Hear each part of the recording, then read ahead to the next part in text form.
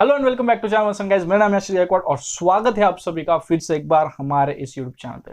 दोस्तों, जैसे कि आपको पता है, हमारे चैनल पे कुछ दिनों से मतलब जो आपके 8-9 वीडियोस आए हैं, तब से एम्स नॉर्सेट की सीरीज हम चल रही है। और इस वीडियो में मतलब जो कि ये वीडियो है वो 9th एपिसोड रहेगा। Again a good milestone for us. इतना कंटिन्यूटी हमारे किसी भी वीडियो सीरीज में नहीं रही, तो ये बहुत मतलब हम काफ़ी ज़्यादा एफर्ट लगा रहे हैं आपको, आपके जो एफर्ट्स है वो थोड़े इजी हो इसलिए। ठीक है, तो इस वीडियो में हम बात करने वाले हैं ऑब्स्टेटिक्स एंड गायनेकोलॉजी इस सब्जेक्ट के बारे में।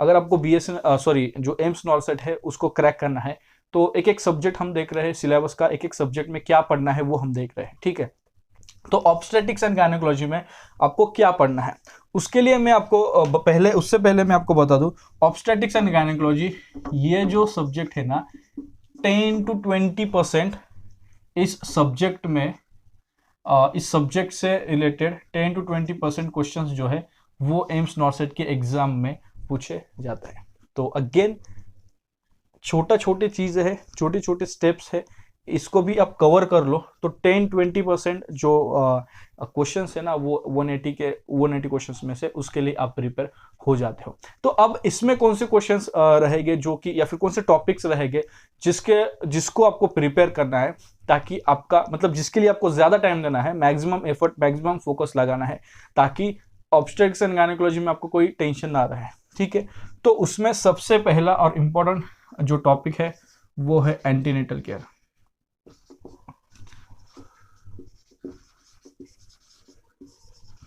ठीक है, एंटीनेटल केयर। अब ये एंटीनेटल केयर, उसके बाद सेकंड साइंस ऑफ प्रेगनेंसी।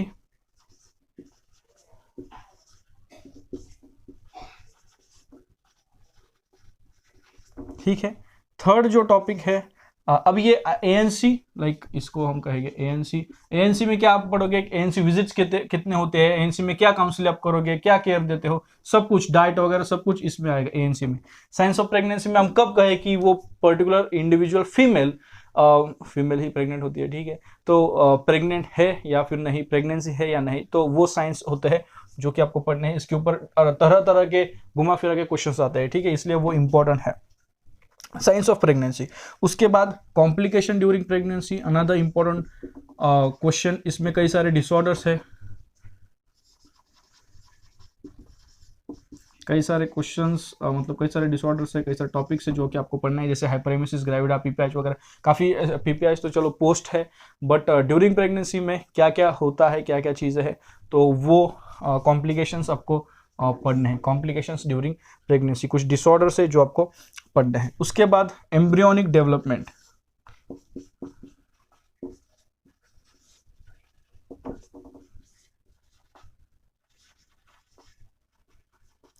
कैसे एक एम्ब्रियो डेवलप होता है, क्या प्रोसेस है, वो पूरी जो साइकिल वगैरह है, डायग्राम। अगर आप ऑब्स्टेटिक्स एंड गायनेकोलॉजी की डीसी दत्ता बुक यूज़ करते हो तो डीसी दत्ता की बुक रेफर करते हो, वहाँ पर अच्छे से आपको डायग्राम के साथ ये दिया गया है एम्ब्रियोनिक डेवलपमेंट, तो वो आप अच्छे से देख सकते हो। इवन टारगेट हाई वगैरह जो बुक है वहाँ पर भी आपको ये चीज़ देखने को मिलेगी। तो embryonic development another important question जो कि आपको, जिसके ऊपर ज़्यादा से ज़्यादा ध्यान देना है। और एक अगला जो क्वेश्चन है वो है फीटल डेवलपमेंटल माइलस्टोन्स।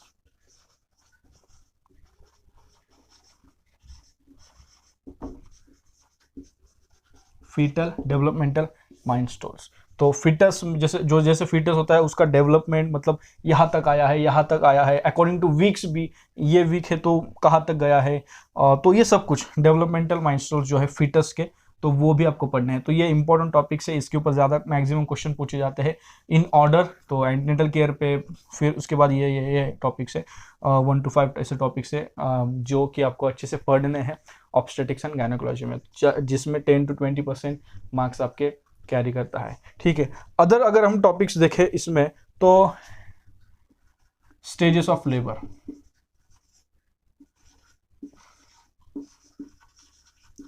अगर आपको स्टेज ऑफ लेबर जानना है तो एक वीडियो हमने बनाया था स्टेजेस ऑफ लेबर, जनवरी या फरवरी में हमने वीडियो बनाया है स्टेजेस ऑफ लेबर के बारे में, कितने स्टेजेस होते हैं और कुछ बेसिक वीडियो वो है, बेसिक जानकारी स्टेज ऑफ लेबर के बारे में, वो वीडियो हमने बनाया है।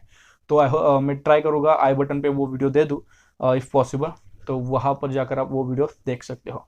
तो stages of labour and management.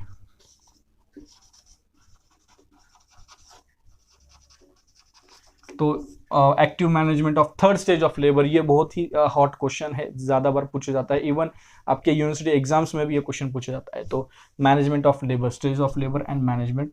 उसके अलावा जो क्वेश्चन है जो कि आपको पढ़ना है, drugs during pregnancy, drugs used during pregnancy, या फिर ड्रग्स प्रेगनेंसी एंड लेबर। ठीक है, लेबर के दौरान आप कौन से ड्रग्स यूज़ करते हो, जैसे ऑक्सीटोसिन वगैरह ड्रग्स है, तो क्या है उनका यूज़ कैसा है, क्या है, तो वो सब कुछ आपको उनके एक्शन वगैरह पता होने चाहिए। ड्रग्स के बाद है mechanism of labour, again a very important question. Mechanism of labour, किस तरह से बेबी डिलीवर होता है, कैसे एंगेजमेंट है, क्राउनिंग वगैरह, वो सब कुछ जो है मैकेनिज्म आपको पूरा स्टेप बाय स्टेप पता होना चाहिए। उसमें क्या होता है, शोल्डर पहले आता है, ट्विस्ट कब होता है, हाथ पहले आता है, हेड पहले आता है, क्राउनिंग किसे कहते हैं, प्रेजेंटेशंस भी आपको पढ़ने हैं, माल प्रेजेंटेशंस वगैरह वो भी आपको समझने हैं। ठीक है, तो very important again mechanism of labour. उसके बाद है फिटल स्कल, मैटरनल पेल्विस,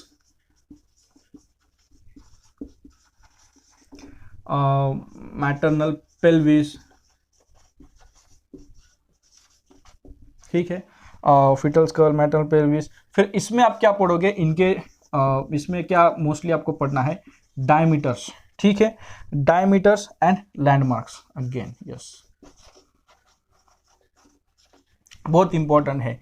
और सबसे लॉन्गेस्ट डायमीटर कौन सा है, सबसे लॉन्गेस्ट मतलब लैंडमार्क्स कौन से है, शॉर्टेस्ट लैंडमार्क कौन सा है, फीटल स्कल में हो, मैटरनल पेल्विस में हो, पेल्विस का पार्ट, सबसे पहले तो पेल्विस के पार्ट्स भी पता होने चाहिए, स्कल के पार्ट्स भी पता होने चाहिए, लेबल आपको पता होना चाहिए कि कहाँ पर क्या है, मैंडिबुलम कहाँ है, स्कल के जो डिफरेंट बोन्स है, स्कल बोन्स है, तो ये पूरा आपको पता होना चाहिए। और उसमें मैक्सिमम आपको इस चीज़ों पर ध्यान देना है, डायमीटर्स एंड लैंडमार्क्स। तो फिर लॉन्गेस्ट डायमीटर कौन सा है, शॉर्टेस्ट डायमीटर, स्मॉलेस्ट डायमीटर कौन सा है, वो भी आपको ध्यान देना है। उसके बाद एक डिसीज़ है पीपीएच, पोस्ट पार्टम हीमोरेज, ये पूछा जाता है।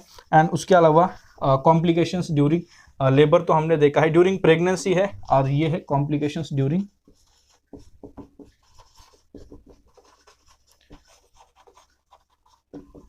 लेबर। जब आप लेबर रूम में आप यानी कि जब वो इंडिविजुअल जो lady, pregnant lady labour room में होती है, तो उस टाइम क्या कॉम्प्लिकेशन हो सकती है, या फिर उस लेबर प्रोसेस, पहले तो लेबर क्या है, लेबर को दूसरा नाम क्या है, तो वो भी आपको पता होना चाहिए। एंड जैसे हमने देखा कॉम्प्लिकेशन ड्यूरिंग प्रेगनेंसी इंपॉर्टेंट है, उसी प्रकार से कॉम्प्लिकेशन ड्यूरिंग लेबर वो भी इंपॉर्टेंट है। तो ऑब्स्टेटिक्स एंड गायनेकोलॉजी में जो कि 10 to 20% आपके क्वेश्चंस आते हैं ऑब्स्टेटिक्स एंड गायनेकोलॉजी से, 10 to 20% मार्क्स कैरी करता है। तो अगर आपको हिट करने हैं, ये मार्क्स स्कोर करने हैं, तो उसके लिए ये टॉपिक्स दिए गए हैं, आप इनका स्क्रीनशॉट ले सकते हो, इनको नोट डाउन कर सकते हो। अगर ये टॉपिक्स आप अच्छे पढ़ो, जिसके लिए आपको इन टॉपिक्स पर मैक्सिमम